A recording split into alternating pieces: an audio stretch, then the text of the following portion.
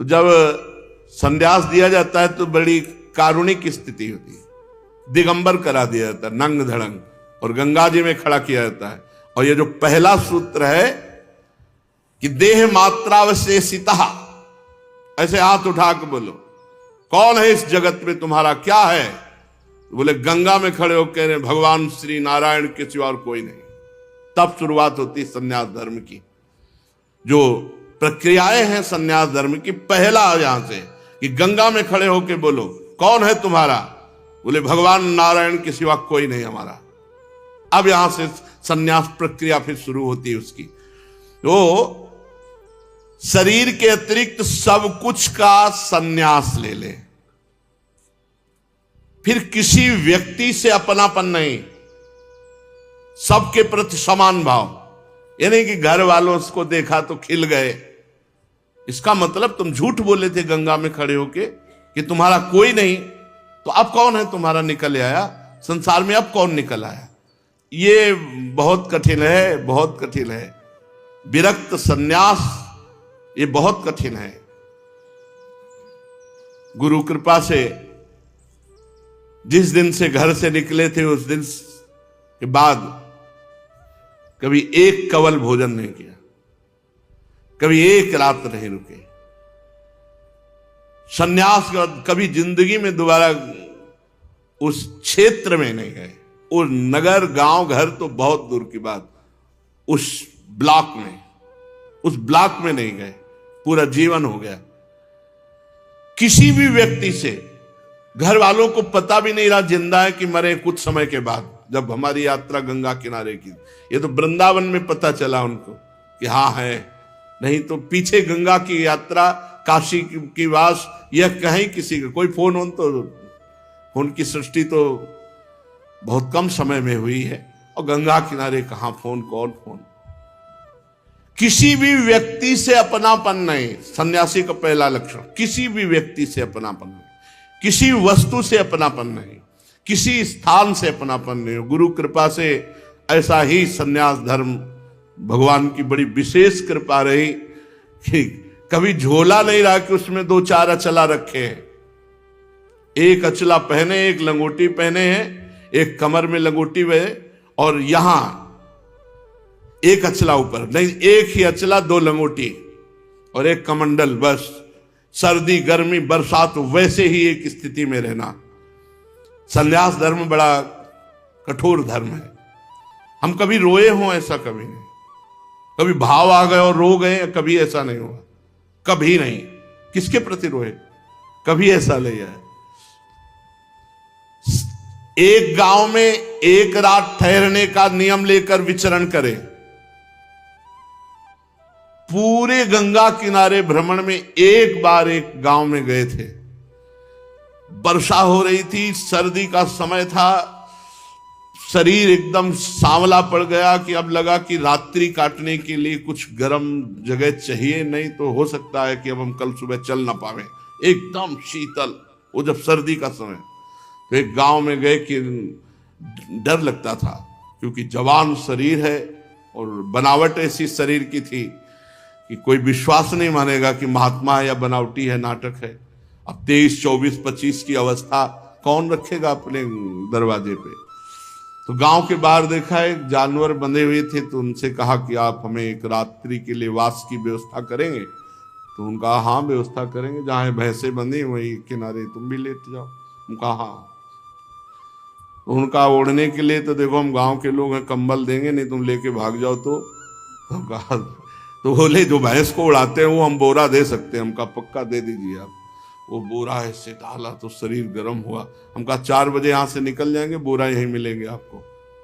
पूरे गंगा जी की यात्रा में एक ये केवल वास रहा है, नहीं तो वृक्ष के नीचे या किसी आश्रम में ऐसे कभी कंबल नहीं लिया आश्रम वासियों से। जैसी स्थिति उसी स्थिति, बड़ा आनंद रहता था। ब्रह्मचर्य का एक प्रभाव होता है और लक्ष्य का एक दृढ़ नियम होता है, उसमें एक अद्भुत आनंद रहता है। ये संन्यास धर्म। वस्त्र पहनने में केवल लंगोटी और उसके ऊपर ढकने के लिए, कौपीन के ऊपर ढकने के लिए थोड़ा सा वस्त्र, जिससे गुप्त अंग ढक जाए।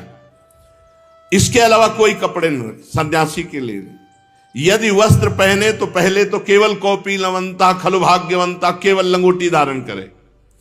अगर ऐसा है तो जितने से जांग ढक जाए बस उतना वस्त्र एक गमछा की तरह ऐसे धारण करे। हम एक ही वस्त्र ऐसे धारण करते थे जो यहां छाती से बांध ले, बस यही जांग तक जाए, और जब तक कोई आपत्ति ना आवे तब तक कोई दूसरा वस्त्र न ले। आपत्ति का मतलब जैसे भीषण बुखार है, शरीर खूब ठंडी से युक्त हो रहा है, तो कुछ वस्त्र उस समय तत्काल के लिए ले ले, नहीं तो नहीं। आश्रम के चिन्ह केवल दंड और कमंडल। आश्रम के चिन्हों को तब तक धारण करे जब तक अवधूत स्थिति नहीं आती, नहीं वो भी जैसे उड़िया बाबा ने दंड भी गंगा जी में विसर्जित कर दिया। सन्यासी को चाहिए कुछ भी संग्रह परिग्रह नहीं। देखो इसमें लिखा है वह कोई भी वस्तु संग्रह न करे। संग्रह के लिए बस पेट ही है, जो मिला डाल लिया, नहीं मिला तो नहीं मिला, कल के लिए क्यों रखे, परसों के क्यों। इतनी हरितकी का टुकड़ा रखने के कारण महाप्रभु चैतन्य देव ने अपनी सेवा में जो थे उनसे कहा चलो गृहस्थी में जाओ, तुम विरक्ति सन्यास के लायक नहीं हो। एक हरितकी का टुकड़ा जो महाप्रभु भोजन प्रसाद पाने के बाद मुख शुद्धि के लिए हर का टुकड़ा ऐसे वो रख लिया महाप्रभु के लिए। महाप्रभु ने कहा चलो तुम ब्याह करो, घर गृहस्थी में रहो, त्याग सन्यास के योग्य नहीं। सन्यासी को चाहिए शांत, हर समय शांत, भगवत परायण, किसी भी व्यक्ति का आश्रय न ले। इसीलिए घाट का आश्रय लिया कि घाट में केवल महादेव जी का अधिकार। घाट में रह रहे जो महादेव जी व्यवस्था करेंगे वही। वर्षा होती तो जो मंदिर हैं खुले रहते छोटे छोटे उनके दरवाजे, बस उसी में लेट गए, नहीं तो बाहर घाट में। इस संपूर्ण विश्व को कार्य कारण से अतीत परमात्मा स्वरूप देखकर बस शांत अपनी आत्मा में रमण। बड़ा आनंद का मार्ग है। ऐसा न समझे कि ये जैसे कहा जाता है कि बड़ा शुष्क मार्ग है, तो कभी स्वाद ही नहीं लिया तो जानो क्या ब्रह्मानंद। ब्रह्मानंद है, कितना आनंद है। शंकर सहज स्वरूप सम्हारा, तो लागी समाधि अखंड अपारा। अपार अखंड आनंद की समाधि लग गई। कोई साधारण मार्ग है। अब नहीं जानते हो तो कह दोगे कि बड़ा शुष्क मार्ग है। आत्मदर्शी सन्यासी जागरण और सुषुप्ति की अवस्था में रहे। जागरण और सुषुप्ति की संधि, न सोता हुआ न जागता हुआ, हर समय परमात्मा में स्थित अपने स्वरूप में। भवबंधन से मुक्त होने के लिए जब सन्यास लिया गया तो केवल शरीर का परिग्रह, एक कौपीन, एक वस्त्र, कोई और परिग्रह नहीं, रखने के लिए कोई पात्र नहीं, पेट ही पात्र है। किसी व्यक्ति से बड़ा आनंद का मार्ग है, बड़ा आनंद का मार्ग है। सच्ची मानिए वो आनंद की लहरें जिसमें कई कई दिन भोजन न मिलने पर भी एक अद्भुत आनंद वो देखा है। ना तो शरीर की पीड़ाओं का और न शरीर की वंदना का अभिनंदन। शरीर की पीड़ाओं की परवाह नहीं, कोई प्रणाम नमस्कार बिल्कुल, कहीं कोई उसका आदर ही नहीं। जीवन केवल परमात्मा स्वरूप। एक संत भगवान को देखा, वहां से और वैराग्य बढ़ा। ये कन्नौज की तरफ फतेहगढ़ के आगे घटिया घाट है, अब कुछ नाम परिवर्तन हो गया है। उस घाट में जब हम कुछ दिन रुके गंगा के किनारे, तो एक संत को देखा कि वो केवल एक पतली सी मार्किन और एक लंगोटी, एक से एक त्यागी मां, और सर्दी का समय। और हमें लगा कि यार हमारे जीवन को धिक्कार, हम अपने को त्यागी समझते हैं। और ये वयोवृद्ध हैं और इतना त्याग। तो रात में महाराज जी यहाँ आश्रम में तो व्यवस्था, एक छोटा सा कंबल आप ओढ़ लीजिए, ऐसे मुस्कुराते, मौन, हड्डी हड्डी शरीर में, मार्किन केवल ओढ़े हर समय। अरे भजनानंदी महात्माओं की तो गंगा किनारे जैसे जीटी रोड में बड़ी बड़ी गाड़ियां चलती रहती है, ऐसे गंगा किनारा जीटी रोड है बड़े बड़े महापुरुषों का, एक से एक ब्रह्मबोध संपन्न महापुरुषों के दर्शन। बस फिर अंदर से लगा कि कमंडल फेंका, अचला फेंका, लंगोटी फेंका, दिगंबर। हम तो जवान हैं, ये तो वयोवृद्ध हैं, ऐसे काफी समय तक ऐसे ही। तब एक सच्चिदानंद स्वामी जी मिले, आओ, दिगंबर है ऐसे, पार्श्व में बैठा ला, बोले गुरु आज्ञा से वस्त्र का त्याग किया? उनका नहीं, स्वतः। अच्छा अच्छा, बड़े ज्ञानी महात्मा थे। तो वस्त्र का त्याग क्यों किया? जब शरीर ही नहीं है तो फिर वस्त्र की क्या? हाँ, यही बात, जब आप शरीर नहीं तो वस्त्र पहनने में आपको क्या परेशानी? इस शरीर में वस्त्र डाल लेने में क्या परेशानी? हमको कोई परेशानी नहीं। तो बोले लीजिए पहनिए। उसी तरह से फिर तो भगवान का आदेश, क्योंकि आना इस मार्ग में था, नहीं तो इस डर की कोई संभावना ही नहीं थी, कोई संभावना नहीं थी। जो मार्ग चल रहा था संभावना नहीं, तो महादेव जी ऐसे मोड़ दिए और हरिवंश महाप्रभु ने पकड़ करके रस में, नहीं तो संभावना ही नहीं थी। ना तो शरीर की होने वाली पीड़ा या मृत्यु, ना शरीर की वंदना अभिनंदन, किसी से कोई मतलब नहीं। आत्मवस्तु का प्रतिपादन करने वाले शास्त्रों का स्वाध्याय केवल, और जीवन निर्वाह के लिए कोई प्रयत्न नहीं। एक गांव में अगर रुकना है तो एक रात, वो भी गांव के बाहर कोई मंदिर, पाठशाला या वृक्ष आदि के नीचे, एक गांव में भिक्षा कर ले। एक भिक्षा की कई पद्धतियां हैं।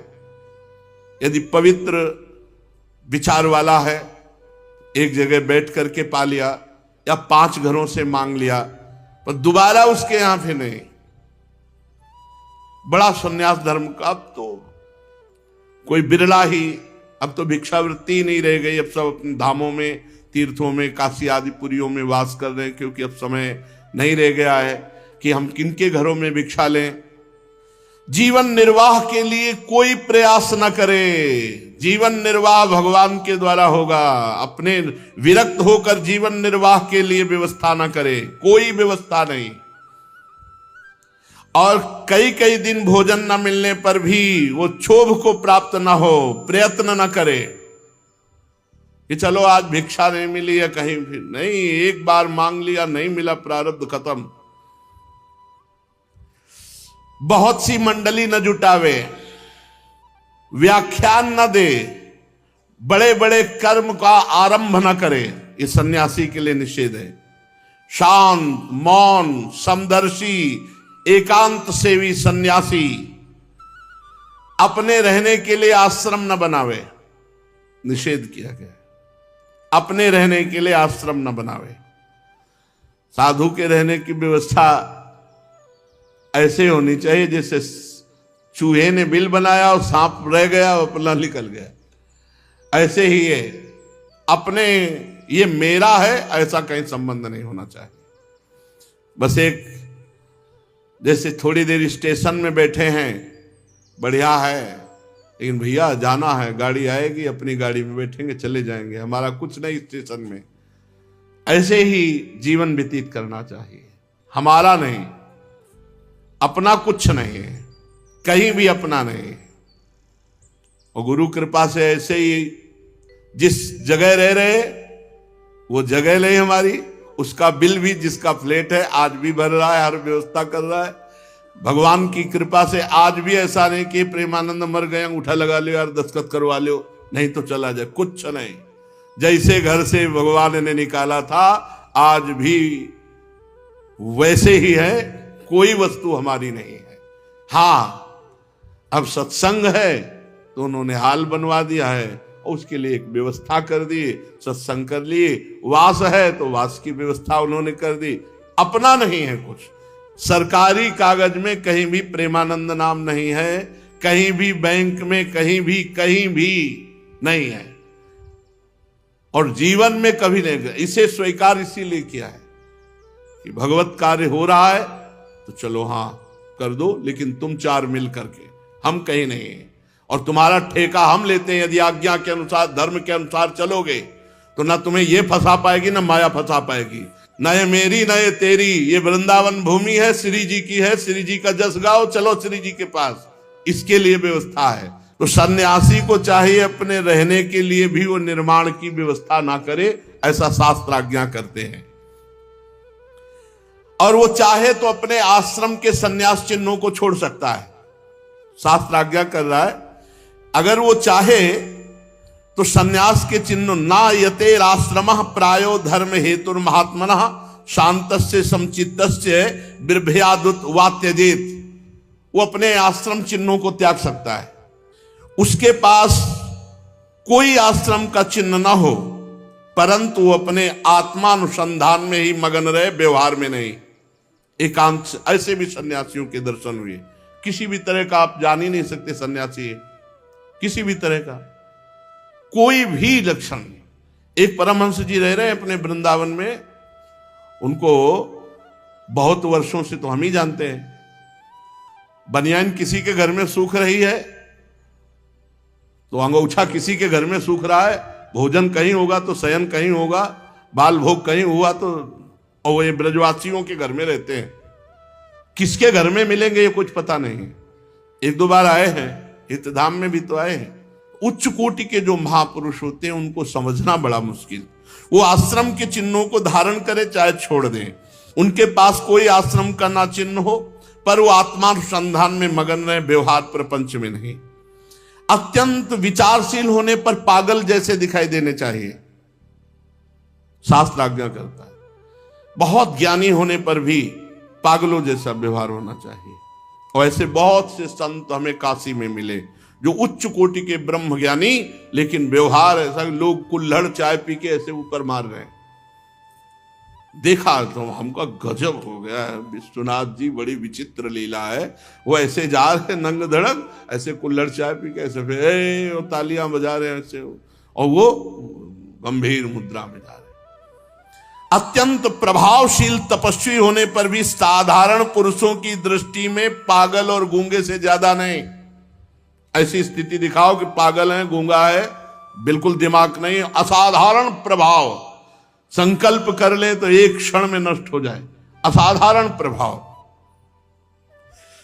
युधिष्ठिर जी, इस विषय में महात्मा लोग एक प्राचीन इतिहास वर्णन करते हैं, वो परम अवधूत शिरोमणि दत्तात्रेय जी का और भक्तराज प्रहलाद का संवाद। एक बार भगवान के परम प्रेमी भक्त श्री प्रहलाद जी कुछ मंत्रियों के साथ लोगों के हृदय की बात जानने के लिए गुप्त रूप से विचरण कर रहे थे।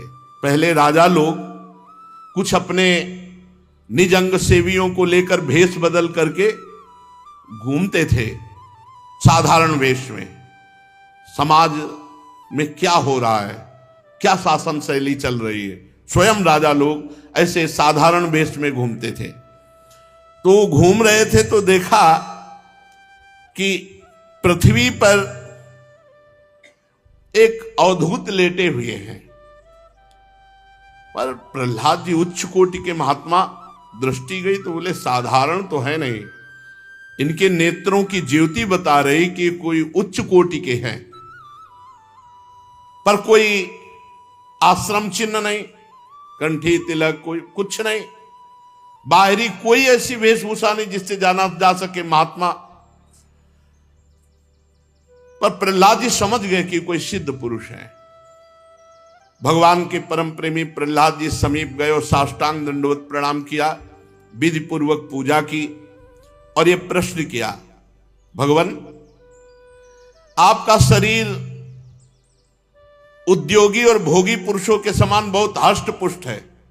उद्योगी नाना प्रकार के व्यापार आदि करने वाला, अच्छे अच्छे पदार्थ खाने वाला, व्यायाम आदि करने वाला, ऐसा बलिष्ठ आपका शरीर है। संसार का नियम है कि उद्योग करने वाले को धन मिलता है, धन वाले को भोग प्राप्त होता है, भोगियों का ही शरीर पुष्ट होता है जो अच्छे अच्छे पदार्थ पाते हैं। पर आप पढ़े हैं, कोई उद्योग तो कर नहीं रहे, पर आपका शरीर बता रहा है कि बहुत हष्ट पुष्ट है। और आपके पास धन भी नहीं है क्योंकि दिगंबर पड़े हो, फिर भोग कहां से प्राप्त होंगे? और बिना भोग के इतना स्वस्थ शरीर कैसे है आपका? यदि सुनने योग्य बात हो तो हमें बताओ। देखने में तो आप बड़े विद्वान, समर्थ और चतुर दिखाई देते हैं, बड़े अद्भुत आप हैं, पर आप पढ़े हुए हैं। देखने में आप लग रहे हैं कि आप कोई बहुत बड़े विद्वान ज्ञानी महात्मा हैं। आप पढ़े हुए हैं, इसका क्या कारण है? नारद जी कहते हैं, धर्मराज, जब प्रहलाद जी ने भगवान अवधूत शिरोमणि दत्तात्रेय जी से प्रश्न किया, तब दत्तात्रेय जी ने कहा, भक्तराज, श्रेष्ठ पुरुष तुम्हारा सम्मान करते हैं। सुनो, मनुष्यों की कर्मों की प्रवृत्ति और उनकी निवृत्ति का क्या फल मिलता है, ये तुम तो ज्ञान दृष्टि से जानते ही हो। देखो, तुम्हें क्या समझाना, अनन्य भक्ति के कारण देवादिदेव भगवान नारायण सदा तुम्हारे समीप रहते मैं देख रहा हूं। अवधूत शिरोमणि दत्तात्रेय जी कह रहे हैं, तुम्हारी अनन्य भक्ति से प्रभावित होकर कभी भगवान तुम्हारा साथ नहीं छोड़ते, हर समय भगवान नारायण तुम्हारे साथ है, ये मैं देख रहा हूं। जैसे सूर्य अंधकार को नष्ट कर देता है, ऐसे ही भगवान ने तुम्हारे अज्ञान का नाश कर दिया है, तभी पहचान पाए इतने बड़े महापुरुष को। प्रहलाद, मैंने जैसा कुछ जाना उसके अनुसार मैं तुम्हें उत्तर देता हूं। प्रहलाद, एक तृष्णा ऐसी वस्तु है जो भोगी पुरुषों में रहती है और कभी वो पूरी नहीं होती। तृष्णा कहते हैं भोगे हुए भोग को बार बार भोगने की इच्छा। हे प्रहलाद, तृष्णा एक ऐसी वस्तु है जो भोगी पुरुषों के पास रहती है, बार बार भोगने की इच्छा, और उसी तृष्णा के कारण जन्म मरण होता है, और उसी तृष्णा के कारण लोग झुलस रहे हैं। चिंता, शोक, भय, उद्विग्न, जन्म, मृत्यु, नाना प्रकार की तृष्णा से कर्म करते हैं और कर्म से शुभ अशुभ होते हैं। इसी से उनकी योनियां बदलती रहती हैं और भटकते रहते हैं, कभी स्वर्ग, कभी नरक, कभी तिर्यक योनि, कभी मनुष्य योनि, नाना प्रकार की योनियों में। और ये तृष्णा मेरे में नहीं है। मैं अष्टपुष्ट क्यों हूं? क्योंकि ना भोग की कामना है और न तृष्णा है। जिसके हृदय में तृष्णा नहीं है भोगों की, बड़ा मस्त, जाहिन चाही कबों कछ तुम सन सहज सने। देखो प्रहलाद, संसार के स्त्री पुरुष कर्म तो करते हैं सुख प्राप्ति के लिए कि दुख कभी आए ना, लेकिन उल्टा फल क्यों हो रहा है? वो दुख ही दुख भोग रहे हैं। ये कर्मों का उल्टा फल क्यों हो रहा है वो नहीं समझ पा रहे। सब प्राणी, चाहे स्त्री हो चाहे पुरुष, कर्म करता है सुख के लिए, पर परिणाम में उसे दुख ही मिलता है। स्थायी परिणाम सुख नहीं है। क्यों? क्योंकि सुख तो है आत्मा में, परमात्मा में, भगवान में, और उसके लिए कोई चेष्टा कर नहीं रहा, भोगों में सुख ढूंढ रहा है। समस्त चेष्टाओं की निवृत्ति हो जाए तो परम सुख मिले। देखो देखो, बड़ा सूक्ष्म विषय। हम चेष्टा से सुख चाहते हैं। अवधूत जी कह रहे हैं कि जब समस्त चेष्टाओं की निवृत्ति हो जाती तो आत्मस्वरूप आत्मानंद प्रकाशित हो जाता है। इसके लिए भोगों के मनोराज्य मात्र समझ करके भोगों का त्याग करना होता है, तृष्णा का त्याग करना होता है। मैं भोगों की तृष्णा और कामना से रहित होकर केवल शरीर का प्रारब्ध भोगता हूं और पड़ा रहता हूं। शरीर का जो प्रारब्ध है। मनुष्य अपने सच्चे स्वार्थ, वास्तविक सुख क्या है, वास्तविक सुख क्या है, सच्चा स्वार्थ क्या है, भगवान का भजन करना, अपने स्वरूप में स्थित हो जाना।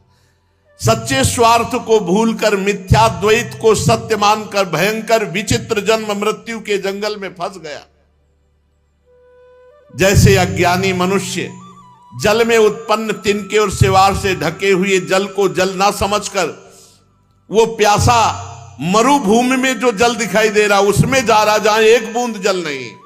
ऐसे ही मल विक्षेप आवरण, इन तीन से ढका हुआ आत्मानंद, इसको छोड़ करके वो विषयानंद में जहां मरुभूमि एक बूंद जल नहीं, ऐसे विषयानंद में जहां एक बूंद आनंद नहीं, पूरा जीवन उसमें खो रहा है। इसीलिए उसका जीवन व्यर्थ हो जाता है। मनुष्य सदा शारीरिक मानसिक दुखों से आक्रांत रहता है। उसका शरीर भी मरणशील है। बड़े बड़े श्रम करके वो धन इकट्ठा करता और मरकर यहां से चला जाता है, कोई लाभ नहीं। ये लोभी, ये भोगी, ये मोही, ये दुख ही दुख भोगते हैं। भय के मारे उनको नींद नहीं आती, धन की चिंता से नींद नहीं आती, भोगों की कामना से उन्हें विश्राम नहीं मिलता। जो धन के लोभी हैं, राजा, चोर, शत्रु, स्वजन, पशु पक्षी, याचक और काल से यहां तक कि कहीं मैं भी भूल न कर बैठूं, अधिक न खर्च हो जाए, इस आशंका से वो जलते रहते हैं। बुद्धिमान मनुष्य को चाहिए शोक मोह भय क्रोध राग कायरता श्रम का शिकार ना होना पड़े, इसलिए भोग धन नाना प्रकार की तृष्णा इनका त्याग कर दे, नहीं तो दुख ही दुख हाथ लगेगा। मैं सबसे मस्त रहता हूं, न धन की चिंता है, न किसी से मोह है, और न मैं शरीर की चिंता करता हूं। इसका प्रारब्ध है जो हो जाता है। कभी कभी अच्छे पदार्थ मिल गए, कभी भूखे रह गए, शरीर का प्रारब्ध। इस लोक में सबसे बड़े गुरु हैं मेरे अजगर और मधुमक्खी। वो 24 गुरुओं की एकादशी स्कंद में है। इसमें कह रहे प्रहलाद जी से कि मेरे सबसे बड़े गुरु हैं अजगर। अजगर करे न चाकरी, पंछी करे न काम, दास मलूका कह गए सबके दाता राम। अवधूत पड़े हैं, संयोग बना कोई बहुत सुंदर सुंदर मीठा पदार्थ, ये सब पवा दिए। संयोग नहीं बिना कई कई दिन तक भूखे पड़े रहे। शिक्षा हमने ली वैराग्य की और संतोष की। देखो मधुमक्खी शहद इकट्ठा करती है, परंतु दूसरे लोग उस शहद का भोग करते हैं। इसलिए ये जीवन भर धन इकट्ठा करते हो, भोग दूसरे लोग करते हैं। मैंने मधुमक्खी को गुरु बनाया, उससे शिक्षा ली कि साधु को कभी कुछ इकट्ठा नहीं करना चाहिए, मस्त रहना चाहिए, मस्त रहो। शरीर का प्रारब्ध है। अगर यहां तुम्हें भोजन नहीं लिखा प्रारब्ध में, तो कुछ ऐसा तिकड़म आ जाएगा कि आप भोजन नहीं करोगे, या आपके मन में आ जाएगा कि 2 दिन भोजन नहीं करेंगे। क्यों? प्रारब्ध भोग है इसलिए। और अजगर से मैंने शिक्षा ली कि जैसे वो निश्चेष्ट पड़ा रहता है, आहार स्वयं आ जाता है नजदीक, ऐसे साधु को रहना चाहिए। आहार स्वयं आ जाएगा, अपने आप आ जाएगा, विश्वास कर लीजिए, व्यवस्था अपने आप हो जाएगी। दैववश भगवान की प्रेरणा से साधु के पास जो थोड़ा अन्न आ जाए, सूखा आ जाए, नीरस आ जाए, बेस्वाद आ जाए, या बहुत गुणों से युक्त स्वादिष्ट आ जाए, बस पा लेना चाहिए। ये बहुत मस्ती का मार्ग है, बहुत मस्ती का। बाबा जी बनना बहुत मस्ती का मार्ग है, पर सही मार्ग हो तब। पाखंड और नाटक में तो जलते रहोगे फिर। कभी बड़ी श्रद्धा से कोई भोजन पवा देता है, तो कभी बड़ी अश्रद्धा से पवा देता है। कभी कोई सम्मान करता है, तो कभी अपमान। कभी कभी तो रात में भोजन मिल जाता है तो रात में पा लिया, कभी दिन में मिल जाता है दिन में पा लिया, कभी एक बार मिला तो एक बार पा लिया, कहीं कई दिन नहीं मिला तो कई दिन नहीं पाया। ये इस शरीर के मैं प्रारब्ध को देखता रहता हूं, दत्तात्रेय जी कह रहे। इसलिए कभी कोई आया रेशमी वस्त्र पहना गया, कभी कोई आया उसको उतार ले गया। हाँ, कभी कोई आया खवा दिया, कभी घास में पड़े हैं, कभी पृथ्वी में पड़े हैं, कभी राख की ढेर पे भी पड़े हैं, तो कभी राजाओं के महलों में भी पड़े हैं। ये दैत्यराज कभी शरीर को बहुत नहा धोआ कर चंदन वस्त्र फूलों के हार सजा, और कभी पिशाच की समान नंग धड़ंग ऐसे विचर रहे। मैं ना किसी की निंदा करता हूं, ना स्तुति करता हूं, ना कोई चेष्टा करता हूं, ना कोई तृष्णा करता हूं, ना कोई कामना करता हूं, एक परमात्म स्वरूप में स्थित रहता हूं। यह अद्भुत स्थिति है। सत्य के मार्ग में चलने वाले उपासक को चाहिए किसी भी तरह की कोई कामना चित्त वृत्ति में ना आने दे। शरीर का प्रारब्ध जैसा होगा भोगेगा। हम इसको देखेंगे, केवल दृष्टा है, हम कोई भोगता नहीं है।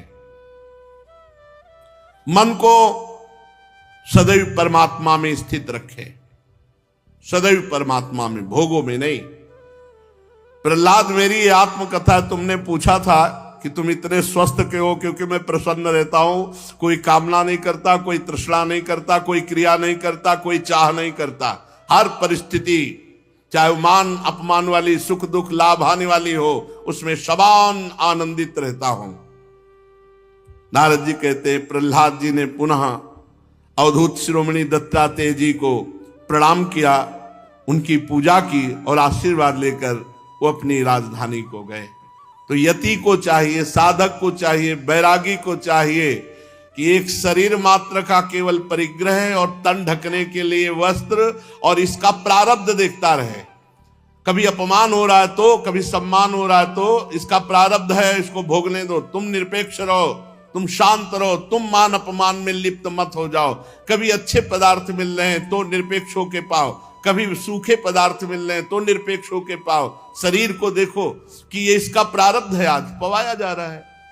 ऐसे मस्ती में रहने के लिए वैराग्यवान, ये जो निवृत्ति मार्ग है, महासुख का मार्ग है। कोई चिंता नहीं, कोई चिंता नहीं। निश्चाह मिटी चिंता मिटी, मनुआ बेपरवाह। जिनको कछु न चाहिए वो शाहन के साथ। और अगर गृहस्थ में भी ऐसे हो जाए, कोई चिंता नहीं, भगवान का भरोसा, अपने कर्तव्य का पालन और खूब नाम जप, तो उसको भी वही गति मिले जो एक अवधूतों को गति मिलती है, जो परमहंसों को गति प्राप्त होती है, वही गृहस्थों को भी गति प्राप्त हो। अपने कर्तव्य का पालन करते हुए, भगवान नाम जप करते हुए, सारे कर्म भगवान को समर्पित कर दे, इसके परिणाम में उसे भगवत प्राप्ति हो जाएगी। शेष चर्चा आगे। श्री राधा वल्लभ लाल।